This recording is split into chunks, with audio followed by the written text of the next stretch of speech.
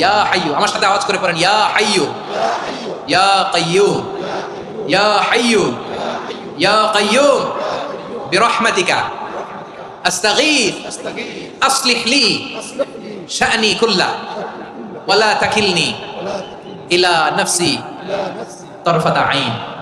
এভাবে দোয়া করলে আপনাকে বিপদ মুক্ত করবে কে? এই দোয়াটা কেন পছন্দ আল্লাহর কাছে?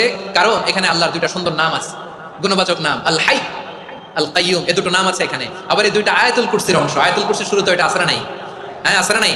3 নাম্বার কারণ এটা ইসমে আজম। কোন দোয়াটা ইসমে আজম? যে দোয়া ওসিলায় দোয়া করলে আল্লাহ দোয়া ফেরায় না।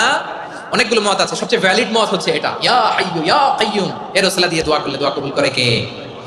2 নম্বরে বিশ্বনবী মারাত্মক বিপদে পড়লে আরেকটা দোয়া পড়তেন, আল্লাহুম্মা ইন্নী আবদুক। আগে দোয়াটা পড়ি শুনেন, আল্লাহুম্মা ইন্নী আবদুক ওয়া ইবনু আবদিক ওয়া ইবনু আমাতিক নাসিয়াতি বিয়াদিক মাদিন ফিয়া হুকমুক আদলুন ফিয়া কাদাউক আসআলুকা বিকুল্লি ইসমিন হুয়া লাক সাম্মাইতা বিহি নাফসাক আও আনসালতাহু ফি কিতাবিক আও আল্লামতাহু আহাদাম মিন খালকিক আও ইস্তা'সারতা বিহি ফি ইলমিল গায়বি ইনদাক আন তাজআলাল কুরআনা রাবিআ কলবি ওয়া নূরা সাদরি ওয়া জালাআ হুজনি ওয়া যাহাবা হাম্মি। সুবহানাল্লাহ পড়েন। বিশ্বনবী বলতেন, আল্লাহুম্মা ইন্নী আবদুক, ও আল্লাহ আমি আপনার গোলাম, ওয়াবনু আবদিক, গোলামের ঘরের গোলাম, ওয়াবনু আমাতিক, বাদির ঘরের গোলাম। মানে আল্লাহ আমি আপনার গোলাম, আমার বাবা আব্দুল্লাহ ছিল আপনার গোলাম, আমার মা আমিনা ছিল আপনার বাদী। মানে আমরা গোলাম বংশের সব গোলাম। নিজের এর চেয়ে আর ছোট করে আল্লাহর কাছে উপস্থাপন করা যায়? আমার ভাইরা কথা কি বুঝতেছেন? নিজেকে এর চাইতে ছোট, নগণ্য আর তুচ্ছ করে আল্লাহর সাথে প্রেজেন্ট করা যায়?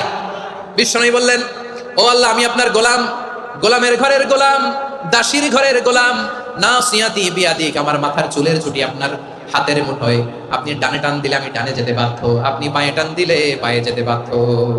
সুবহানাল্লাহ বলেন।